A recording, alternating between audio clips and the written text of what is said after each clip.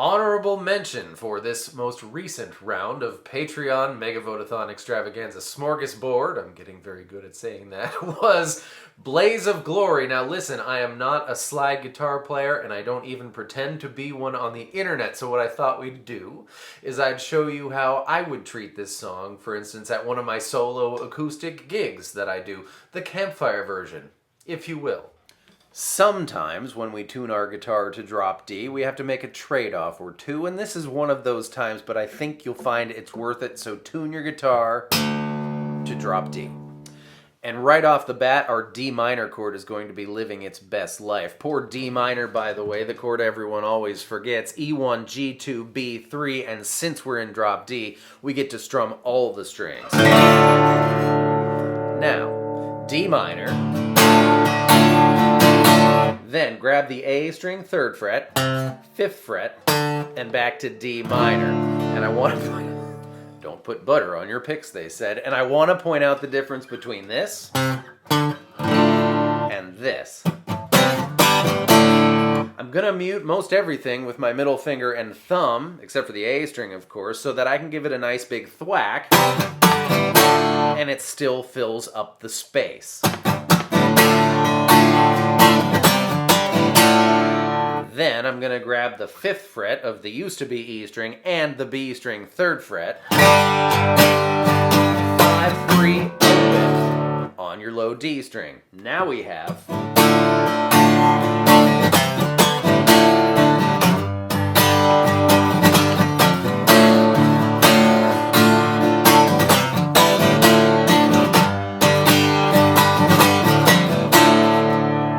for your signature riff intro. And then we have those spots before the verses where the rhythm guitar just kind of hangs out and does some noodly-doodly type things. And the cool thing about the scale we're using is that the 3rd fret and open on the D string, A string, and now D string are all notes that are fair game for your noodly-doodly. So just D minor merrily along, and then make up your own. Here's a couple for you to consider. The first one is just 3 open on the D string, 3 open on the A string, and then hit your open low D string, which gives you time to get back into your D minor chord.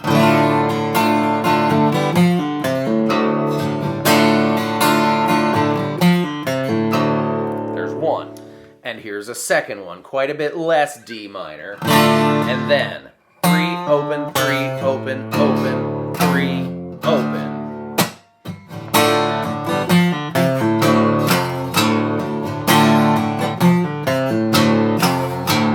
And just so you know, whenever you're playing D minor in drop D and utilizing that 3rd fret of the now low D string, all the cool kids give it a teeny tiny almost bend. Just so you get a little bit of tension there.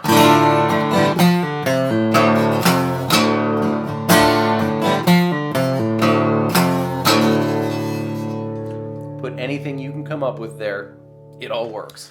That brings us to the verse, and here's where we had to make a trade-off or two. We're going to play G, but if we play G, it's not right anymore because we changed that string, right?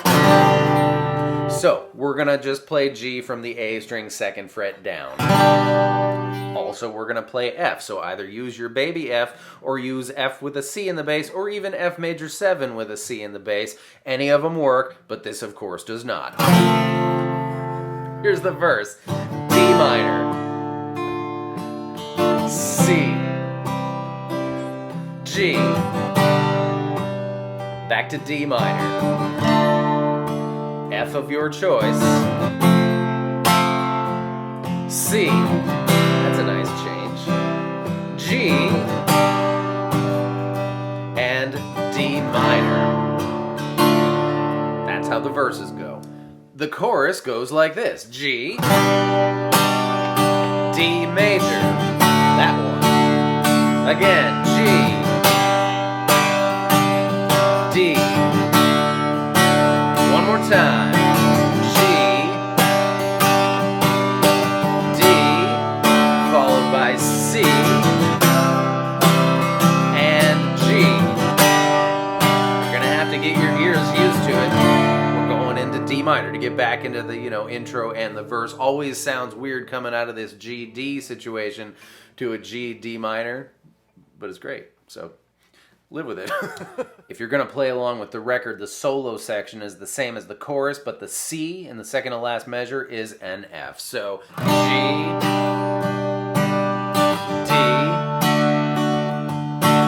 G, I'm speeding up, D, one more time, G,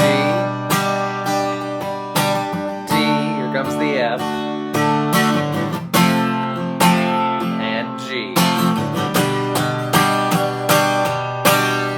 A little bit more tidying up here in the last verse. It's one line, it's 2 measures longer, so you're gonna have played your G, D minor at the end of the verse, but then there's the staring down a bullet line, and you do those 2 chords again. G, D minor. And you do the last chorus, which you already know. But after the last chorus, there's an outro section, not the signature riff. At the very end outro section, there's a chord progression between the last chorus and that. And the chord progression is, you're going to have, again, finished up your chorus. So C, G, and then it's going to be D, C, G, D. Do that a few times or a couple of times or however many it happens. You're going to know because at the end you go into your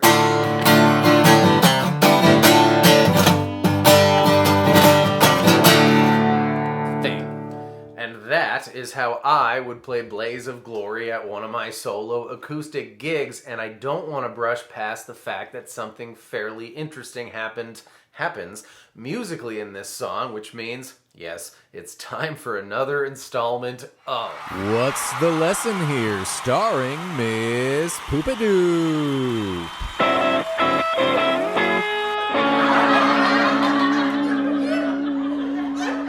How's everybody doing? Thank you for joining me. This is the chords in the key of C. These are the chords in the key of C, and I think you'll agree that none of the chords of the verse of Blaze of Glory disagree with any of the chords in the key of C. So we can call the verse the key of C. Actually, it starts on D minor, which is called playing in the key of D Dorian, but it's fine for us, for purposes of this conversation, to think of it as the key of C.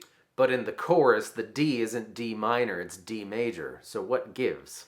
I'm glad you asked, Miss Poopadoop. Why, thank you, Miss Poopadoop. These are the chords in the key of G. The chorus is made up of G's and D's and C's. And you'll see that the key of G contains G's and D's and C's. So there's been a key change. It's gone from the key of, D Dorian, C, to the key of G. And that's that's the reason why that switch from the chorus back to the verse D minor is so strange.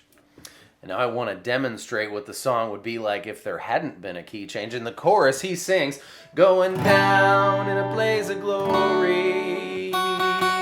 He sings the operative note. He sings the note that makes D major, F sharp. Had he stayed in his key of D Dorian or C, he would have been playing D minor and hence would have had to sing F, not F sharp. And it would go like this. I'm going down in a blaze of glory. That's not a blaze of glory, that's a blaze of despair. And what a great note to end on. Despair. Thank you so much for being here. I hope that was fun and helpful, and I will see you next time with more stuff. Goodbye.